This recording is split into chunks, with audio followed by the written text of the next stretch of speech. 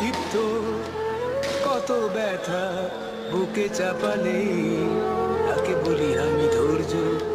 নির্মমতা কত দূর হলে জাতি হবে নির্লজ্জ। আমি চিৎকার করে কাঁদিতে চাহিয়া করিতে পারিনি চিৎকার।